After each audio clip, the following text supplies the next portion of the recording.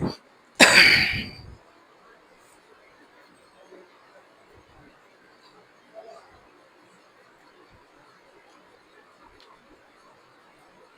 الحمد لله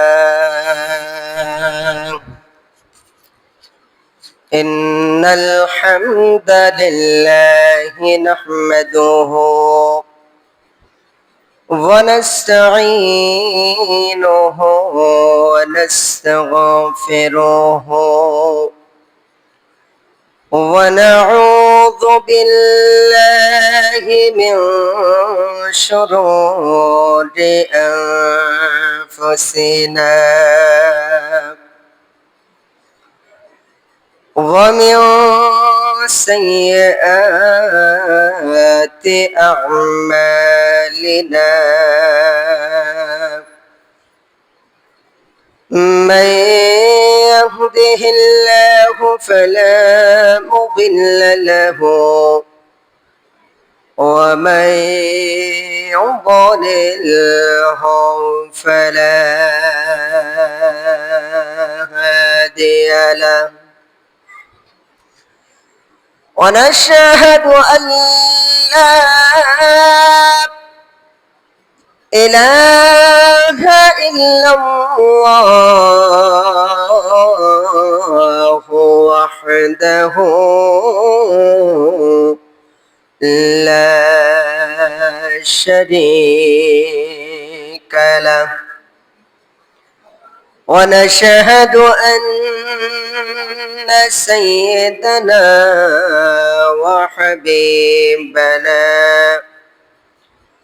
وطبيبنا وطبيب قلوبنا ومولانا محمدا عبده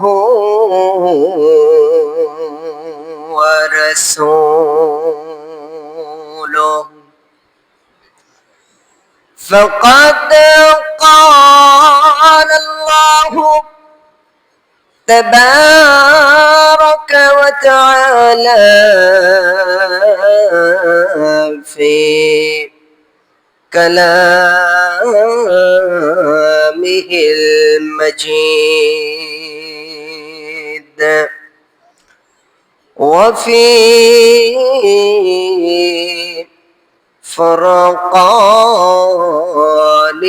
الحميد أعوذ بالله من الشيطان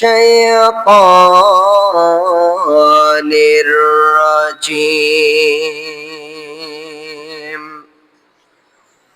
بسم الله الرحمن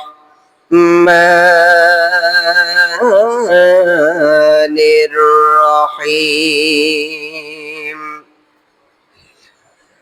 قل إن كنتم تحبون الله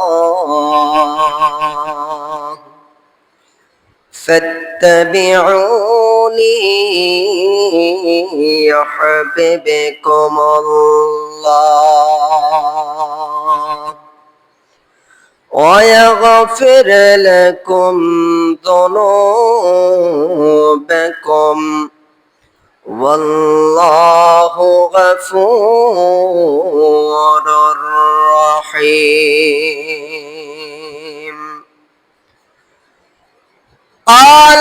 قال رسول الله صلى الله عليه وسلم من أحب سنتي فقد أحبني ومن أحبني كان معي في الجنة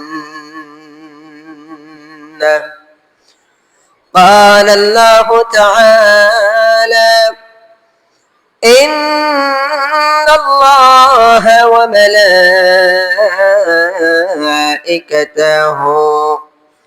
يصلون على النبي يا أيها الذين آمنوا صلوا عليه وسلموا تسليما সকল জবান খুলে দরুদ ইব্রাহিম পাঠ করি اللهم صل على محمد وعلى آل محمد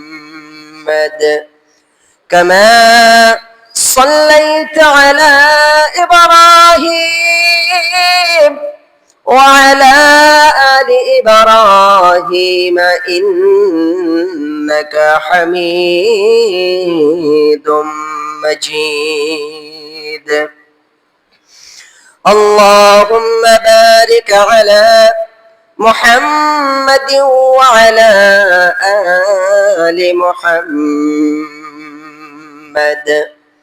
كما باركت على إبراهيم وعلى آل إبراهيم إنك حميد مجيد بلغ العلا بكماله كشف الدجى بجماله حسنت جميع خصاله صلوا عليه وآله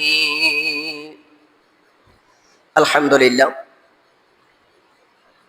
ثم الحمد لله মহান রব্বে করিমের ফজল আর করম যে মহান রব্বে করিম আপনাকে আমাকে দুনিয়াবি সমস্ত কাজ থেকে ফারাক করে পবিত্র শাওয়াল মাসের আউয়াল জুমায় শাওয়াল মাসের প্রথম জুমায় জুমার নামাজের উদ্দেশ্যে দুনিয়াবি সমস্ত কাজ থেকে ফারাক করে যে রব আপনাকে আর আমাকে ভালোবেসে মহব্বত করে করুণা করে মায়া করে নিজের কুদরতি হাত দ্বারা আপনাকে আর আমাকে মসজিদ পর্যন্ত পৌঁছে দিয়েছেন সে মহান রব্বে করিমের কুদরতি কদমে অন্তরের অন্তরস্থল থেকে হৃদয়ের সমস্ত ভালোবাসাটুকু উজাড় করে দিয়ে কণ্ঠকে উজাড় করে বিনয় অবনত চিত্রে শুকরিয়া জ্ঞাপন করছি সকলেই বলছি আলহামদুলিল্লাহ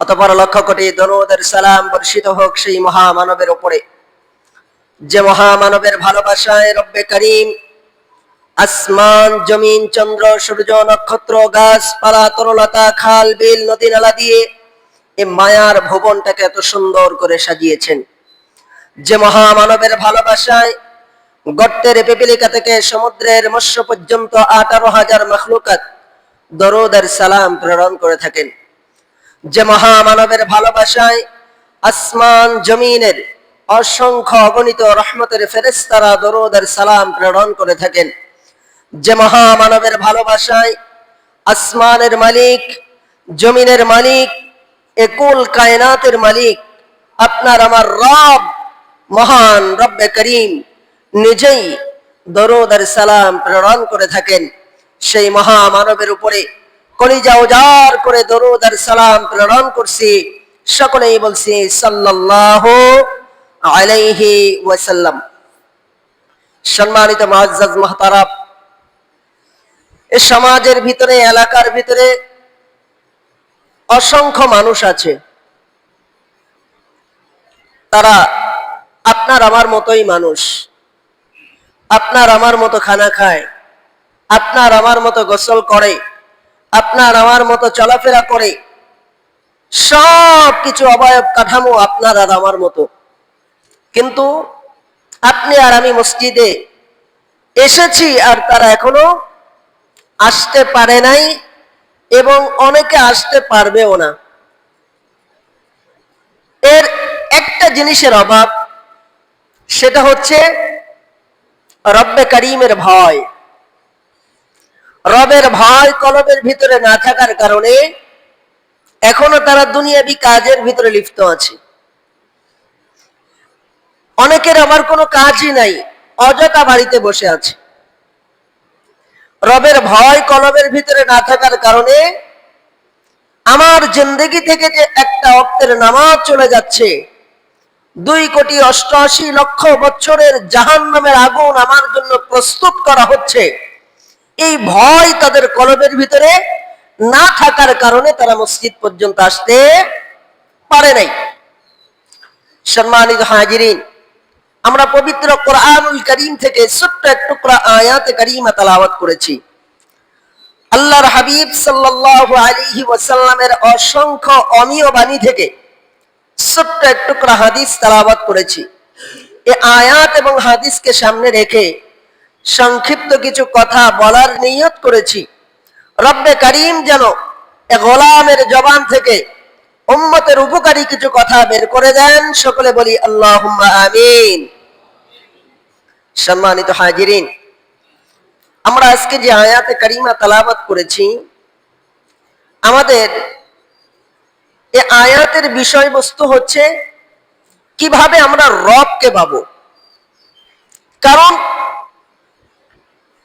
মানব জাতির সব থেকে আনন্দের মুহূর্ত হবে একটা মুহূর্ত।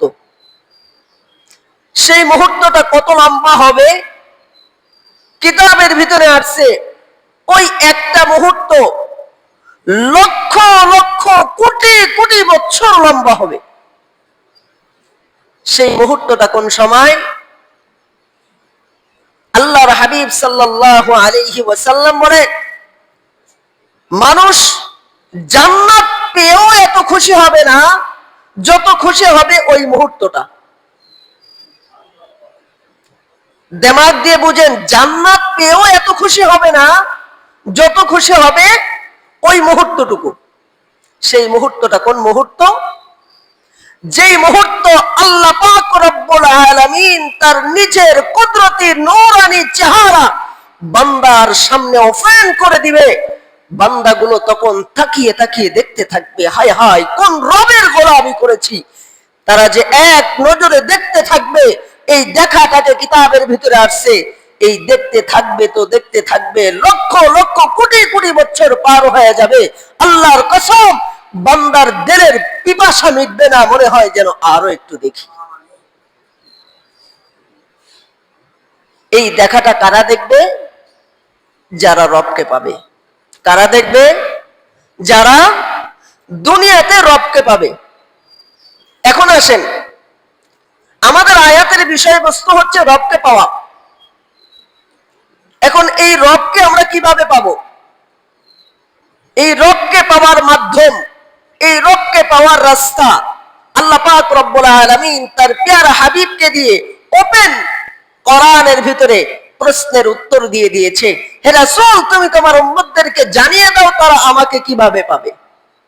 রব বলেন, বিসমিল্লাহির রহমানির রহিম। قل إن كنتم تحبون الله فاتبعوني يحببكم الله। হে রাসূল, তুমি তোমার উম্মতদেরকে জানিয়ে দাও,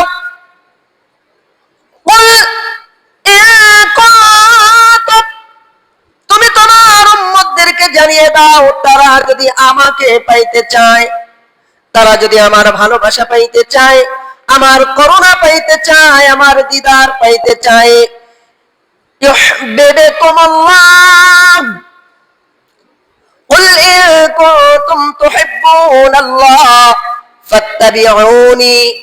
তারা যেন তোমাকে ভালোবাসে, তোমাকে অনুসরণ করে, তোমাকে অনুকরণ করে। কেননা আমি আল্লাহ পাক রব্বুল আলামিনের মাকাম বড় উঁচু, রব্বে কারীমের মাকাম বড় উঁচু, রব্বে কারীমের শান বড় উঁচা। এখন স্বাভাবিক দুনিয়ার নিজাম হচ্ছে, যদি কোনো উঁচা জায়গায় উঠতে হয় তো সিঁড়ি বা ময়ের প্রয়োজন হয়, হয় কিনা? হয় কিনা? এখন এই ছাদে উঠবেন, সিঁড়ি বা মই ছাড়া উঠতে পারবেন? যদি মনে করেন আমি মাঠে থেকে লাফ দিয়ে ছাদে উঠবো? সম্ভব না। রব বলেন আমার মাকাম বড় উঁচা, এই উঁচায় যদি তোমরা উঠতে চাও, ইহবিবকুমুল্লাহ, আমি এই সিঁড়ি অথবা মই হিসেবে তোমাদের কাছে আমার প্রিয় বান্দা, আমার মাহবুব বান্দা, আমার প্যারা হাবিব আকায়ে নামদার তাজদারে মদিনা আহমদ মুস্তাফা মুহাম্মদুর রাসূলুল্লাহ সাল্লাল্লাহু আলাইহি ওয়াসাল্লাম কে তোমাদের কাছে দিয়েছি। তোমরা যদি আমার সেই উঁচা মাকামে উঠতে চাও, আমার সন্ধান যদি তোমরা পাইতে চাও, আমার দিদার যদি তোমরা পাইতে চাও, সেই আনন্দের মুহূর্ত যদি তোমরা পাইতে চাও, তবে তোমাদেরকে ইহবিবকুমুল্লাহ, আল্লাহর হাবিবকে ভালোবাসতে হবে। এখন প্রশ্ন আসতে পারে, হুজুর আল্লাহর হাবিব তো আমাদের মাঝে নাই, কিভাবে তাকে ভালোবাসবো? আল্লাহর হাবিবকে তো আমরা দেখি নাই, কিভাবে তাকে ভালোবাসবো? আল্লাহর হাবিব তো আমাদের মাঝে নাই, কিভাবে তাকে ভালোবাসবো? আল্লাহর হাবিব সাল্লাল্লাহু আলাইহি ওয়াসাল্লামকে যেই ভাষা এই আয়াতের ভিতরে ব্যবহার করা হয়েছে, ইহবিবকুমুল্লাহ, এই ভালোবাসাটুকু শুধুমাত্র ভালোবাসার ভিতরেই সীমাবদ্ধ রাখা হয় নাই। তাফসীর কারকগণ লিখেন, এই ভালোবাসার ব্যাখ্যা হচ্ছে তাকে অনুসরণ করা, এই ভালোবাসার ব্যাখ্যা হচ্ছে তাকে অনুকরণ করা। আমাদের সমাজের ভিতরে অসংখ্য মানুষ আছে যারা আমরা নিজেকে আশিকে রাসূল বলে দাবি করি, অর্থাৎ তার পুরো অঙ্গ প্রত্যঙ্গের ভিতরে, পুরো দেহের ভিতরে আল্লাহর রাসূলের কোনো তরিকা নাই, আল্লাহর রাসূলের কোনো সিলসিলা নাই, আল্লাহর রাসূলের দেখানো কোনো রাস্তা তার দেহের ভিতরে, তার জীবনের ভিতরে নাই, অথচ দাবি করে বসে থাকে আমি বড় আশিকে রাসূল। এই দাবি শুধু দাবি থেকে যাবে। এখন আসেন, ইহবিবকুমুল্লাহ, এই ভালোবাসাটাকে কাজে পরিণত করতে হবে। এখন আমি যতই বলি আমি আল্লাহর হাবিবকে ভালোবাসি, এই ভালোবাসা ততক্ষণ পর্যন্ত মালিকের ওই খাতায় উঠবে না যতক্ষণ না পর্যন্ত আমি কাজে পরিণত করতে পারবো। আমাকে কাজে পরিণত করতে হবে। বৃক্ষ তোমার নাম কি? ফলে পরিচয়। আমাকে কাজে পরিণত করতে হবে যে আমি আল্লাহর রাসূলকে ভালোবাসি। এখন আসেন, আল্লাহর হাবিব সাল্লাল্লাহু আলাইহি ওয়াসাল্লাম বলেন, قال رسول الله صلى الله عليه وسلم من أحب سنتي فقد أحبني ومن أحبني كان معي في الجنة। আল্লাহর হাবিব বলেন, আমার যে উম্মত আমার একটা সুন্নতকে আঁকড়ে ধরলো, আমার একটা সুন্নতকে জড়িয়ে ধরলো, আমার একটা সুন্নতকে যার জীবনে বাস্তবায়ন করলো, সে যেন আমি রাসূলকে ভালোবাসলো। ওমান আহাব্বানি কানা মাই ফিল জান্নাহ, আর যে আমাকে ভালোবাসলো, আল্লাহ পাক রব্বুল আলামিন তার জন্য জান্নাতের দরজাগুলো খুলে দিল। আল্লাহু আকবার কাবীরা। দুঃখজনক হলেও সত্য, আজকে আমরা নিজেকে আখিরি নবীর উম্মত বলে দাবি করি, আমরা নিজেকে আশিকে রাসূল বলে দাবি করি। কেননা আল্লাহকে পাইতে হলে রাসূলের ভালোবাসা অন্তরের ভিতরে থাকতে হবে। জবানে দাবি করতেছি আমি আশিকে রাসূল, আমি রাসূলকে ভালোবাসি, কিন্তু আমার যত কার্যকলাপ আছে সমস্ত কার্যকলাপগুলো ইহুদি আর নাসারাদের সমস্ত কাজগুলো আমার জীবনে আমি বাস্তবায়ন করতেছি। আমি জবানে বলতেছি লা ইলাহা ইল্লাল্লাহ, আল্লাহ তাআলা ব্যতীত আর কোনো মাবুদ নেই। আমার রিজিক আল্লাহ দেয়, আমাকে খাওয়ায় আল্লাহ, আমাকে পড়ায় আল্লাহ, আমাকে পরিচালনা করে আল্লাহ। এই জবান পর্যন্তই সীমাবদ্ধ রেখে দিয়েছি। এই কথাটুকু জবান থেকে নিয়ে সামান্য আধা হাত নিচে, এই যে বাম স্তনের 2 আঙ্গুল নিচে যে কলকটা আল্লাহ পাক দিয়েছে, এই পর্যন্ত নিতে পারি না। আর যতক্ষণ পর্যন্ত এই জবানের লা ইলাহা ইল্লাল্লাহ আধা হাত নিচে এই কলবের ভিতরে না যাবে, ততক্ষণ পর্যন্ত আমি ঈমানদার হতে পারবো না। কেননা আমরা অনেকেই জানি, আমরা আমাদের মুরব্বীদের জবানে শুনেছি যে যখন নাকি এ দেশ স্বাধীন হয়েছে, অনেক হিন্দু বাঁচার জন্য তারা লা ইলাহা ইল্লাল্লাহ পড়েছে। এটা মুরব্বীদের মুখে শুনেছি, আমি দেখি নাই, কেননা আমার বয়স অল্প। তো এই লা ইলাহা ইল্লাল্লাহ দিয়ে কি আল্লাহর জান্নাত পাওয়া যাবে? না। লা ইলাহা ইল্লাল্লাহর শর্ত তিনটা। এক নম্বর জবানে তেলাওয়াত করা, দুই নম্বরে অন্তরে বিশ্বাস স্থাপন করা, তিন নম্বরে ওই লা ইলাহা ইল্লাল্লাহকে কাজে পরিণত করা। তো যেই লা ইলাহা ইল্লাল্লাহ জবানে তেলাওয়াতের পরে অন্তরে বিশ্বাস স্থাপন হয়েছে, যেই লা ইলাহা ইল্লাল্লাহ অন্তরে স্থাপন হওয়ার পরে কাজে পরিণত হয়েছে, ওই লা ইলাহা ইল্লাল্লাহ আমাকে জান্নাত পর্যন্ত নিয়ে যাবে, নসিব নয়। এখন আসেন যে কথা বলতেছিলাম, যে আমি জবানে বলতেছি আমি আশিকে রাসূল, কিন্তু আমার জিন্দেগিতে আশিকে রাসূলের যেই দিক নির্দেশনা, রাসূলের যেই পথ বাতিয়ে দেওয়া পথ, যেই রাস্তা, এটা আমার জীবনে নাই। এই আশিকে রাসূলের কোন দাম, বিন্দু পরিমাণ দাম আল্লাহ তাআলার কাছে নাই। এখন আসেন, আশিকে রাসূল কেমন হওয়া উচিত? আশিকে রাসূল কেমন হওয়া উচিত?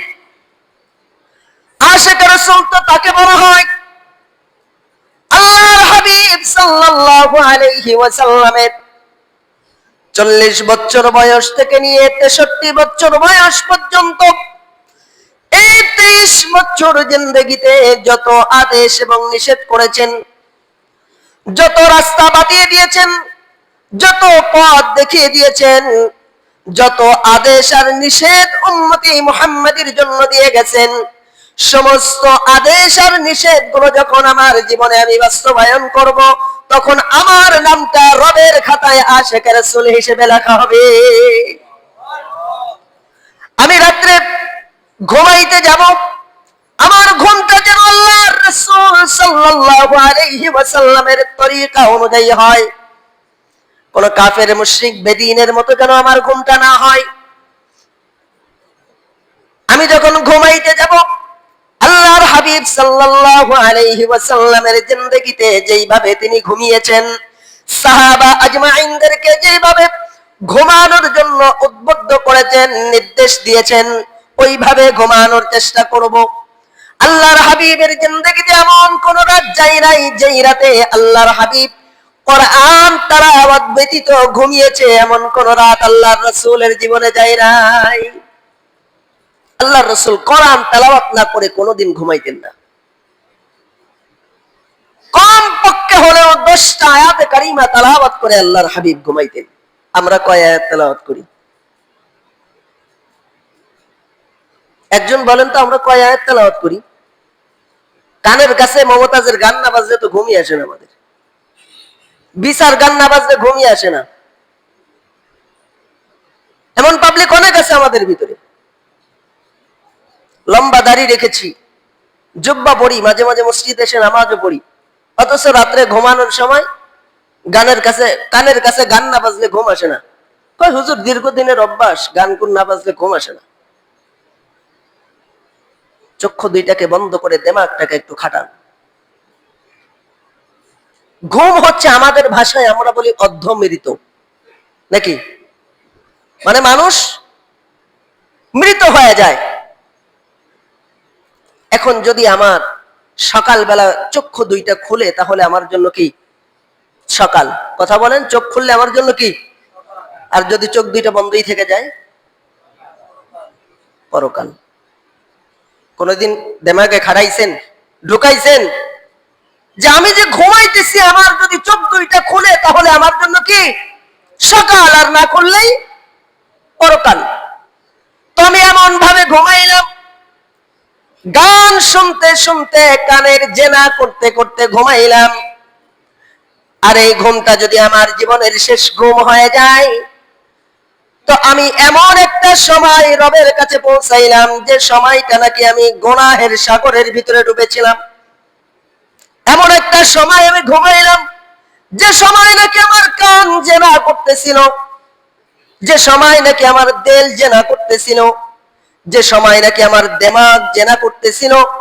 এই জেনা অবস্থায় গুনাহের সাগরের ভিতরে ডুবে ডুবে ফিরাউনের মতো, যেমন ফিরাউন নীল নদের ভিতরে ডুবতে ডুবতে মৃত্যুবরণ করেছে, আমিও ঠিক গুনাহের সাগরের ভিতরে ডুবতে ডুবতে মৃত্যুবরণ করলাম।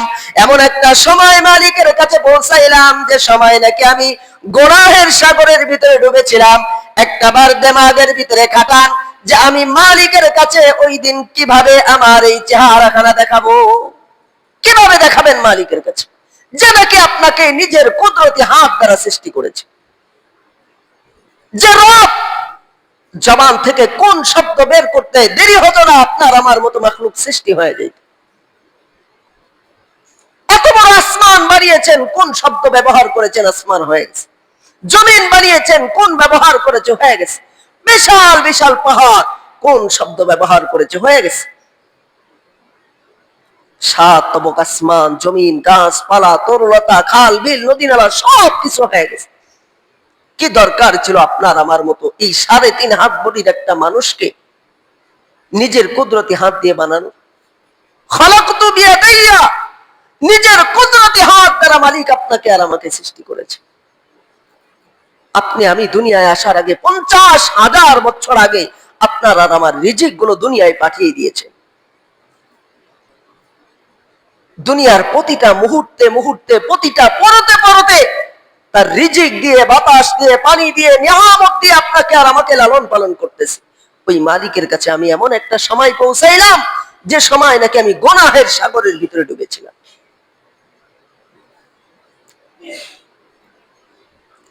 আল্লাহু আকবার কাবীরা। যে কথা বলতেছিলাম, আমি রাত্রে ঘুমাইতে যাই, গান শুনতে শুনতে ঘুমাইতে যাই। এই অভ্যাস যাদের আছে, দুইটা পায়ে হাত দিয়ে বলি অভ্যাসটাকে পরিহার করে দেন। অভ্যাসটাকে পরিহার করেন। রবের দিদার যদি পাইতে চান, রবের আশিক যদি হতে চান, আল্লাহর হাবিবের আশিক যদি হতে চান, আল্লাহর হাবিব যে তরিকায় ঘুমিয়েছে ওই তরিকাটা নিজের জীবনে বাস্তবায়ন করেন। অনেকে বলতে পারেন, হুজুর আমি তো কোরআন পড়তে জানি না। অথচ আপনি তো সূরা ফাতিহা জানেন, সূরা ইখলাস জানেন, সূরা নাস জানেন, ফালাক জানেন, তাকাসুর পারেন, সূরা কাউসার পারেন। আপনি যেখান থেকেই পারেন সেখান থেকেই 10টা, কমপক্ষে 10টা আয়াতে কারিমা তেলাওয়াত করেন। 10টা আয়াতে কারিমা তেলাওয়াত করে যদি সম্ভব হয় উত্তর দিকে মাথাটা দেন, ডান হাতখানা ডান চোয়ালের নিচে দেন, বাম হাতখানা নিজের পায়ের উপরে দেন, দিয়ে ডান দিকে কাত হয়ে শোন। দেখবেন যে কিবলার দিকে আপনার মুখটা চলে গেছে। এভাবে ঘুমান।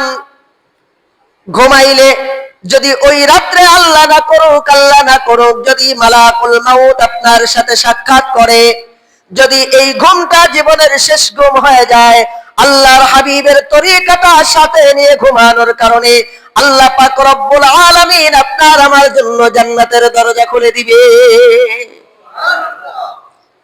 সকালবেলা যদি ঘুম থেকে জাগ্রত হন, মুয়াজ্জিনের আযানের আওয়াজ যদি কানের ভিতরে পৌঁছায়, তো ঘুম থেকে জাগ্রত হয়ে ওযু বানিয়ে ফজরের নামাজটা জামাত সহকারে আদায় করেন। এরপরে আপনার ফাসআউ ইলা যিকরিল্লাহি ওয়া যারুল বাই', রিজিকের তালাশের জন্য জমিনে ছড়িয়ে পড়েন। আপনি ব্যবসা করতেছেন, ব্যবসা প্রতিষ্ঠানে যান। কৃষি কাজ করতেছেন, কৃষি জমিনের ভিতরে চলে যান। চাকরি করতেছেন, চাকরিতে যান। যেই কাজের ভিতরে নিজেকে নিয়োজিত রেখেছেন ওই কাজের ভিতরে চলে যান। আল্লাহর হাবিবের তরিকাটা সাথে নিয়ে কাজে যাওয়ার কারণে ফজর থেকে জোহরের নামাজের আগ পর্যন্ত কাজ করেন। জোহরের নামাজটা আবার জামাত সহকারে আদায় করেন। ফজর থেকে জোহর পর্যন্ত দাঁড়িয়ে দাঁড়িয়ে নফল নামাজ আদায় করলে যেই সওয়াব হয়, ওই সমপরিমাণ সওয়াব আল্লাহ তাআলা আপনার আমার আমলনামায় দান করবেন। ইউহিব্বুকুমুল্লাহ ওয়া ইয়াগফির লাকুম যুনুবাকুম আল্লাহু গফুরুর রহিম। শুধু যে নেকি দিবেন তা নয়, প্রতিটা কদমে কদমে, প্রতিটা কাজে কাজে গফুরুর রহিম আপনার জিন্দেগীর গুনাহগুলো মাফ করতে থাকবে।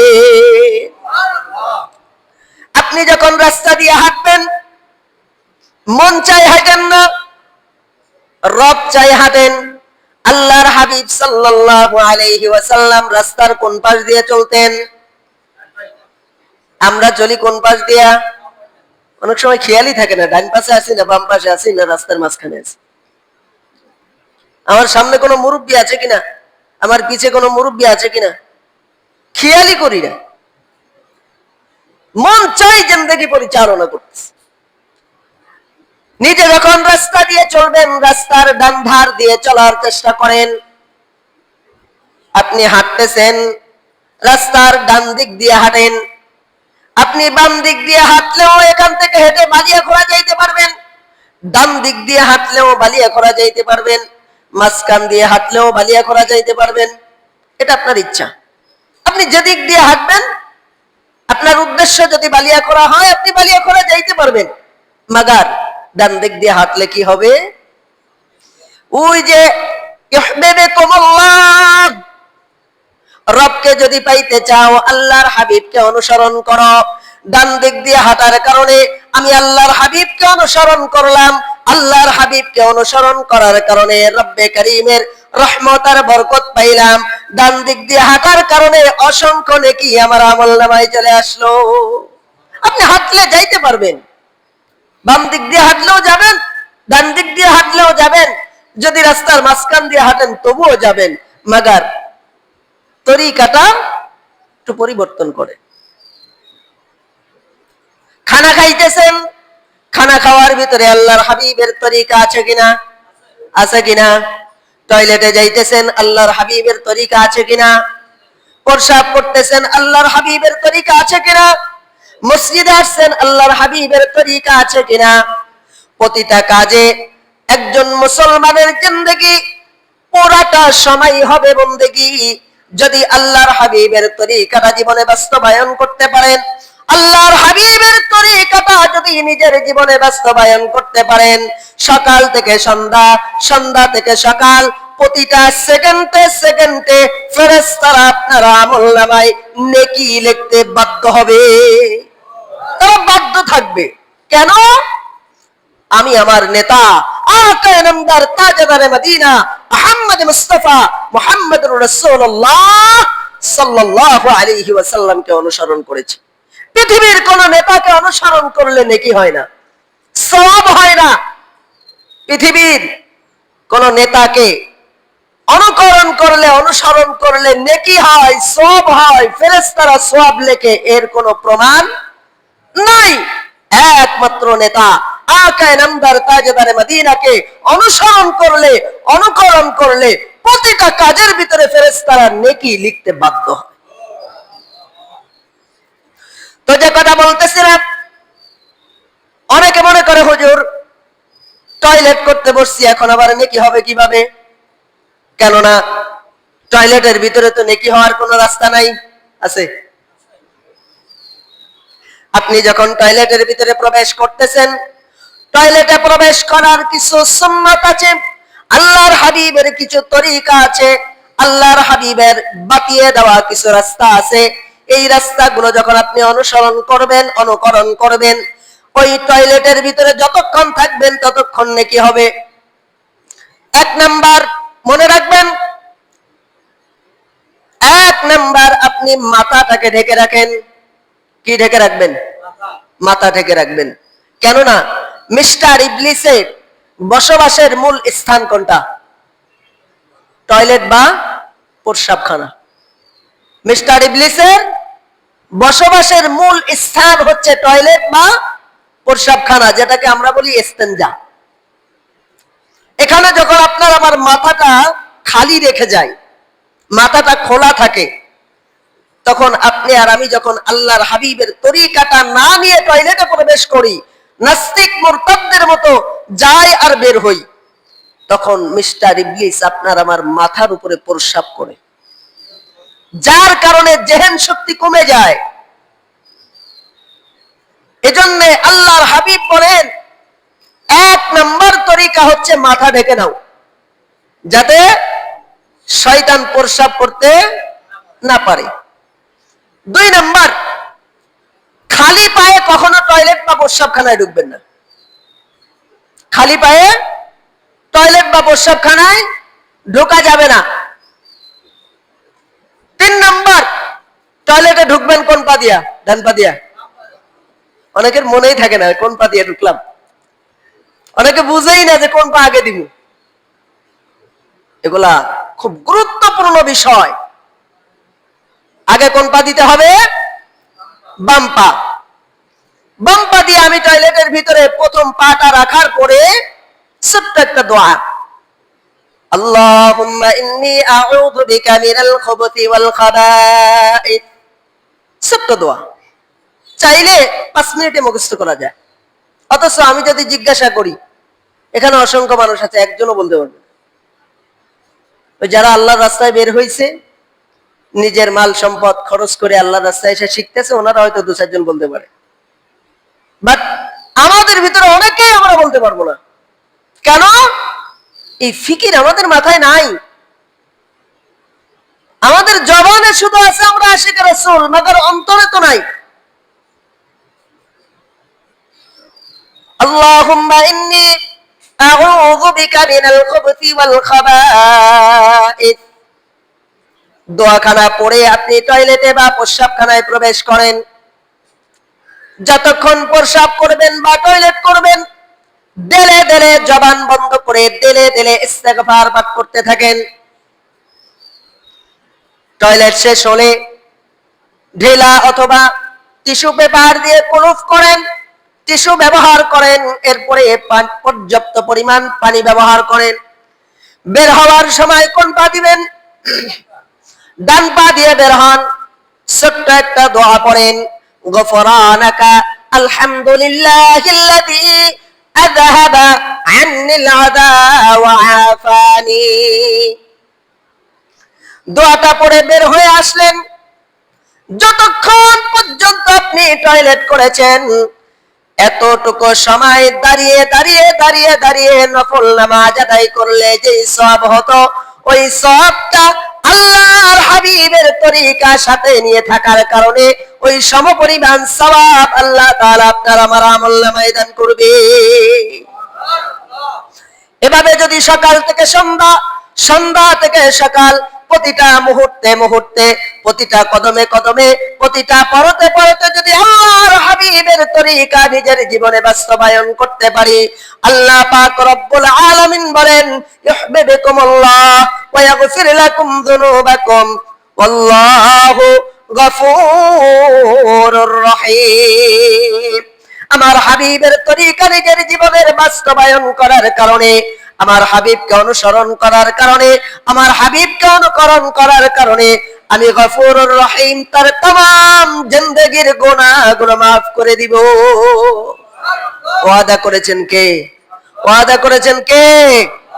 এখন আমরা যদি আশেকে রাসূল না হয়ে আশেকে রোনালদো হই, গুনাহ maaf হবে? আশেকে নেইমার হলে maaf হবে? এজন্য আশেকে রাসূল হতে হবে, নিজের জিন্দেগি সাজাতে হবে রাসূলের তরিকা দিয়ে। মানুষ যদি সভ্য মানুষ হতে চায়, আল্লাহর রাসূলের তরিকা ব্যতীত কোন মানব রচিত তরিকা কোন মানুষকে মানুষ বানাইতে পারে না। এখন যদি আমি একটা তরিকা বাতিয়ে দেই বা অন্য কোন মানুষ একটা তরিকা বাতিয়ে দেয়, ওই তরিকা অনুসরণ করলে মানুষ অমানুষ হওয়ার সম্ভাবনাই বেশি। কিন্তু যদি মানুষ মানুষ হতে চায়, সভ্য মানুষ হতে চায়, আল্লাহর হাবিবের তরিকা ব্যতীত অন্য কোন রাস্তা নাই। আল্লাহর হাবিব সাল্লাল্লাহু আলাইহি ওয়াসাল্লাম বলেন, যে ব্যক্তির ভিতরে তিনটা গুণ নাই, সে আমার উম্মতি না। কয়টা গুণ? কয়টা গুণ? তিনটা গুণ। এই তিনটা গুণ যদি কোনো মানুষের ভিতরে না থাকে, সে হতে পারে হাফেজ, হতে পারে মাওলানা, হতে পারে মুফতি, হতে পারে মুহাদ্দিস, হতে পারে কাবা শরীফের ইমাম, তবু আল্লাহর হাবিব বলেন সে আমার উম্মতি না। তিনটা গুণ কি? মিলাবেন, আমার ভিতরে আছে কিনা, নিজের ভিতরে আছে কিনা নিজে মিলিয়ে দিবেন। এক নাম্বার, যেই ব্যক্তি ছোটদেরকে স্নেহ করে না, যেই ব্যক্তি ছোটদেরকে কি করে না? স্নেহ করে না। মসজিদের ভিতরে আসছে ছোট বাচ্চা, হয়তো সবাই নামাজ পড়তেছি, তো ওর তো মন উড়া, ছোট মানুষ পিছ দিয়ে দৌড়াইতেছে, হাসতেছে, খেলতেছে। নামাজ শেষ হওয়ার সাথে সাথে দেখবেন যে কিছু মানুষ, তোর বাবার নাম কি, তোর মসজিদে আসবার কইছে কেন? আছে কিনা? এটা আল্লাহর রসুলের তরিকা নাকি নাস্তিক মুরতাদদের তরিকা? এজন্য এই গুণ যদি কারোর ভিতরে থাকে, বের করে ফেলতে হবে। আমি যদি এখন ছোটদেরকে আমার মসজিদ থেকে বিতাড়িত করে দেই, তাকে ধমক দিয়ে বের করে দেই, আমার চলে যাওয়ার পরে এই মসজিদ আবাদ করবে কে? জীবন ভরে তো কানছেন আর বলছেন হোসাইন, হোসাইনের প্রতি এত দরদ। হোসাইন কি করছে জানেন? আল্লাহর হাবিব সাজদায় পড়েছে, হোসাইন আল্লাহর হাবিবের পিঠে উঠছে, দুইটা কান ধরছে। আল্লাহর হাবিবের চুলগুলা ছিল বড় বড়। আল্লাহর হাবিব সাল্লাল্লাহু আলাইহি ওয়াসাল্লাম তার तमाम জিন্দেগি পড়ে দেখেন, আল্লাহর হাবিবের तमाम জিন্দেগির চুলগুলা কি বড় বড়। তিন তরিকায় তিনি চুল রাখতেন। একটা হচ্ছে কানের লথি পর্যন্ত, আরেকটা হচ্ছে গর্দান পর্যন্ত, আরেকটা হচ্ছে কাঁধ পর্যন্ত। এই তিন তরিকা হচ্ছে সুন্নতি তরিকা। এর বাহিরে যারা রাখেন তাদের জন্য রাখা হারাম বা রাখা যাবে না এমনটা নয়। আল্লাহ রাসূল সাল্লাল্লাহু আলাইহি ওয়াসাল্লাম বলেন নাই যে তোমরা বাবরি রাখো বা চুল লম্বা করো, নির্দেশ দেন নাই। এজন্য কেউ আবার উল্টা পাল্টা বুঝবেন না। তো এই চুলগুলা ধরতেন, কানগুলা ধরতেন, ধরে ধরে টানতেন আর বলতেন চল ঘোড়া চল, চল ঘোড়া চল। ঘোড়া চালাইতো যতক্ষণ পর্যন্ত হোসাইন রাদিয়াল্লাহু তাআলা আনহু পিঠ থেকে না নামতেন, ততক্ষণ পর্যন্ত আল্লাহর হাবিব সিজদা থেকে মাথা উঠাইতেন না। সাহাবা আজমাইন কি পারতেন না যে হুসাইনকে পিঠের থেকে নামায় নিতে? পারতেন কিনা? যে আল্লাহর হাবিব সিজদায় গেছে, হুসাইন তার পিঠে উঠছে, আমরা নামায় নেই, পারতেন কিনা? পারতেন, কিন্তু নামান নাই। কেন? নির্দেশ কার? আল্লাহ। এক নম্বর গুণ, ছোটদেরকে স্নেহ করতে হবে। সে একটা অপরাধ করেছে, আমার সামনে একজন ছোট ছেলে অপরাধ করেছে, তাকে ভালোবেসে আপনি বুঝাইতে পারেন। একজন বাচ্চাকে মেরে যতটুকু বোঝানো না যায়, ভালোবেসে তার থেকে বেশি বোঝানো যায়, যায় কিনা? আপনি পরীক্ষা করে দেখবেন যে একজন সন্তানকে ধমক দিয়ে যতটুকু কন্ট্রোলে রাখা যায়, তার থেকে ভালোবাসা দিয়ে বেশি কন্ট্রোলে রাখা যায়। এজন্য আল্লাহর হাবিব সাল্লাল্লাহু আলাইহি ওয়াসাল্লাম বলেন, যে ব্যক্তি ছোটদেরকে স্নেহ করে না, ভালোবাসে না, মহব্বত করে না, সে আমার কিনা? সে আমার কিনা? উম্মতি না। দুই নাম্বার, যে বড়দেরকে সম্মান করে না, ইজ্জত করে না। সামনে মুরব্বি আছে, আমার বয়সের বড় আছে, হতে পারে সে অশিক্ষিত, হতে পারে তার শিক্ষাগত যোগ্যতা নাই, কিন্তু সে আমার থেকে বয়সে কি বড়, বিধায় যে আমি তাকে শ্রদ্ধা করব না, তাকে সম্মান করব না। এমন আমাদের ভিতরে অনেক আছে যে আমি মাস্টার ডিগ্রি পাস, আমি বিএ অনার্স করেছি, আমি মাস্টার্স কমপ্লিট করেছি, আর সে তো অশিক্ষিত, গন্ডমূর্খ, লেখাপড়া জানে না, তাকে আর কি সম্মান করব? সে আসছে, চায়ের দোকানে বসছি, তো দেখা যায় যে আমাদের ভিতরে অনেক আছে, আমি নিজের চোখে দেখেছি, মুরব্বী একজন বসে আছে, সে একটু শিক্ষিত, হয়তো সরকারি চাকরি করে বা কোম্পানির বড় একটা পোস্টে আছে। মুরব্বীরা আসছে, পায়ের উপরে পা উঠাই দিয়ে বসে বসে চা খাইতেছে। এটা কত বড় বেয়াদবি, আপনি কোনোদিন দিমাগ দিয়ে চিন্তা করেছেন? হতে পারে সে অশিক্ষিত, কিন্তু আপনার থেকে সে বয়সে কি বড়। আল্লাহর হাবিবের জিন্দেগি পড়ে দেখেন, আল্লাহর হাবিবের বয়সের বড় কেউ আসলে নিজের মাথার পাগড়ি খুলে বিছায় দিতেন তাকে বসার জন্য। আর আমাদের জিন্দেগি, বয়সের বড় হোক আর ছোট হোক, নিজে একটু শিক্ষিত হয়েছি, আমি তো পেচার কান্দা কেন্দ্রীয় মসজিদের ইমাম, আমার পাশে কি একটা হিন্দু মানুষ বসতে পারে? এই যে দেমাগ, আমি পেচার কান্দা মসজিদের কেন্দ্রীয় মসজিদের খতিব, আমার পাশে কি এই গরিব মানুষের বসা মানায়? এটা কোনো মানুষের চরিত্র হতে পারে না, এটা কোনো মানুষের আখলাক হতে পারে না। এই চরিত্র ইহুদি আর নাস্তিকদের, মুরতাদদের চরিত্র। আল্লাহর হাবিবের চরিত্রে তাকায় দেখেন, আল্লাহর হাবিব কোনদিন তার জিন্দেগিতে কোন একটা ইহুদিকেও ধমক দেন নাই। আল্লাহর হাবিব যখন মসজিদে বসে থাকতেন, ইহুদি নাসারারা আল্লাহর হাবিবের শত্রুতা করতেন বটে, বাট অপর দিকে আল্লাহর হাবিবকে সকলেই ভালোবাসতেন। আল্লাহর হাবিবকে যদি কোনো ইহুদি, নাস্তিক, মুরতাদ তারা দাওয়াত দিত, আল্লাহর হাবিব তাদের দাওয়াতটাকে প্রাধান্য বেশি দিতেন। তো দুই নম্বর কি, যারা বড়দেরকে শ্রদ্ধা করে না, ভালোবাসে না, মূল্যায়ন করে না, তারা আল্লাহর হাবিবের উম্মত হতে পারবে না। সে যত বড় শিক্ষিত হোক, যত বড় টাকাওয়ালা হোক, যত বড় নামাজি হোক, যত বড় রোজাদার হোক, যত বড় দানশীল হোক না কেন, সে আল্লাহর হাবিবের উম্মত হতে পারবে না। এই বিষয়গুলো খুব গুরুত্বপূর্ণ বিষয়।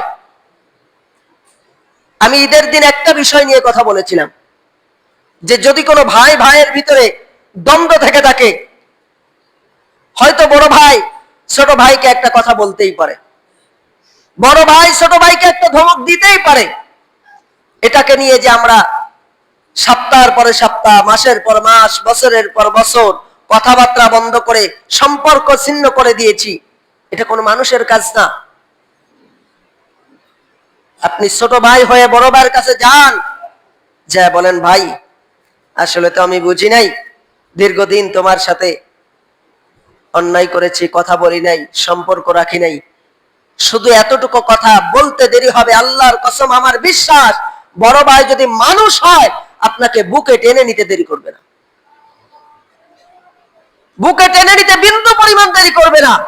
শুধু টেনে নিবে তাই নয়, চোখের পানি ফেলে আপনার জন্য দোয়া করবে। তো এই জন্য বড়দেরকে স্নেহ করবেন, শিক্ষকদেরকে স্নেহ করবেন, মুরব্বীদেরকে সম্মান করবেন, ইজ্জত করবেন। এতে আল্লাহ পাক রব্বুল আলামিন আপনার ইজ্জতের মাকাম বাড়িয়ে দিবে। আপনি যত বড়দেরকে ভালোবাসবেন, মহব্বত করবেন, শ্রদ্ধা করবেন, আল্লাহ পাক আপনার নিজের শান, মান আর ইজ্জতকে বুলন্দ করতে থাকবে। 3 নাম্বার, আল্লাহর হাবিব বলেন যে আলেমদেরকে তাজিম করে না, যে আলেমদেরকে ইজ্জত দেয় না, আলেমদেরকে সম্মান দেয় না, সে যত ছোটই হোক না কেন। হয়তো হতে পারে আমার মুয়াজ্জিন অনেক আমার থেকে বয়সে বড়, আমার মুয়াজ্জিন আমার বয়সে অনেক বড় না, আমি তার ছেলের চেয়ে ছোট, কিন্তু আমি এখানে মাঝে মাঝে বড় বিপদে পড়ে যাই। আমি কামাল ভাইকে কয়েকদিন বলছি যে ভাই, আমারে কোনোদিন আপনি বললেন না যে মুয়াজ্জিনরা এই কাজটা করতে বলেন। আমি আজ পর্যন্ত ওনাকে কোনোদিন বলতে পারি না যে চাচা এই জায়গাটা একটু পরিষ্কার করেন বা এটা করেন, আমি বলতে পারি না, আমার ভিতর থেকে বের হয় না। ওনার কাছে আপনারা গোপনে জিজ্ঞাসা করে দেখেন যে ইমাম সাহেব আপনারা কোনোদিন কোনো কাজে বলছিল কিনা। মাঝে মাঝে একটু হিকমত খাটাই, বলে দিমু হেকমতটা খাটাই এভাবে, চাচা দেখেন তো পোলাপান দিয়ে এই কামটা করা যায় কিনা, এতটুকু বলি। চাচা একটু দেখেন তো ওই টনি টনি আসলে এই কাজটা করে নিতে পারেন কিনা, এই কাজটা একটু পোলাপানরা দিয়ে করেন, এতটুকু বলি। তো এরকম আলেম ওলামা যারা আছে তারা যত ছোটই হোক না কেন, আপনার বয়সে একেবারে ছোট হতে পারে, আপনার নাতির সমান হতে পারে, তাদেরকে কখনো বেইজ্জত করে কথা বলা যাবে না, অসম্মান করে কথা বলা যাবে না। এই 3 গুণ যদি নিজের জীবনে বাস্তবায়ন না করতে পারেন, 1 নম্বরে ছোটদেরকে স্নেহ করা, 2 নম্বরে বড়দেরকে তাজিম করা, বড়দেরকে সম্মান করা, 3 নম্বরে আলেমদেরকে তাজিম করা, আলেমদেরকে সম্মান করা। এই 3 গুণ যতক্ষণ পর্যন্ত নিজের জীবনে বাস্তবায়ন না হবে, ততক্ষণ পর্যন্ত আল্লাহর রাসূলের উম্মত হওয়া যাবে না। যতক্ষণ পর্যন্ত আল্লাহর হাবিবের উম্মত হওয়া যাবে না, ততক্ষণ পর্যন্ত আল্লাহ তাআলার নৈকট্য লাভ করা যাবে না। যতক্ষণ পর্যন্ত আল্লাহ তাআলার নৈকট্য লাভ না করা যাবে, ততক্ষণ পর্যন্ত আল্লাহর জান্নাতের আশা করাও যাবে না। যতটুকু কথা বলেছি আল্লাহ তাআলা আমাদেরকে আমল করার তৌফিক দান করেন, সকলে বলি আমিন। সম্মানিত হাজিরিন, তো আপনারা সকলেই জানেন ঈদ আমাদের কাছ থেকে বিদায় নিয়েছি। তো আমিও তো দীর্ঘদিন আছি আপনাদের মাঝে, ঠিক কিনা? গত কোরবানির ঈদে দেশে গেছি, এরপরে মনে হয় আর যাওয়া হয়নি। তো যাওয়ার দরকার কিনা? তো দীর্ঘদিন আপনাদের মাঝে ছিলাম, দেখা গেছে মাসালাগত কারণে হয়তো আপনাদের সমস্যা দেখেছি। তো এই বিষয়গুলোকে অনেক সময় কঠোরতার সাথে বলেছি, অনেক সময় ভাষাটাকে শক্ত করে বলেছি। তো অনেক সময় আমার কথায়, আমার ভাষায়, আমার ব্যবহারে কষ্ট পেয়ে থাকতে পারেন। আজকের বিশেষ করে যেহেতু দূরের জার্নিং এ যাব, মানুষের তো 1 সেকেন্ডের গ্যারান্টি নাই, আছে? হয়তো আল্লাহ তাআলা আর ফিরিয়ে নাও আনতে পারে, হয়তো রিজিক এখান থেকে উঠে যেতে পারে। তো এই জন্যে যদি কারোর সাথে কোনোদিন কোনো বেয়াদবি করে থাকি, আমার কোনো কথায়, আচার আচরণে যদি ব্যথা পেয়ে থাকেন, আল্লাহর হস্তে সকলে ক্ষমা সুন্দর দৃষ্টিতে দেখবেন ইনশাআল্লাহ। আল্লাহ তাআলা যদি বাঁচিয়ে রাখে, আজকে নাইটের গাড়িতে যাব, সকলে দোয়া করবেন আল্লাহ তাআলা যেন সুস্থভাবে পৌঁছানোর তৌফিক দান করেন, সকলে বলি আল্লাহুম্মা আমিন। ওয়া আখিরু দাওয়ানা আলহামদুলিল্লাহি রাব্বিল আলামিন। আমাদের সেক্রেটারি সাহেব আসছে, হয়তো কিছু কথা বলবে আপনাদের মাঝে, সকলে মনোযোগ সহকারে শুনি ইনশাআল্লাহ।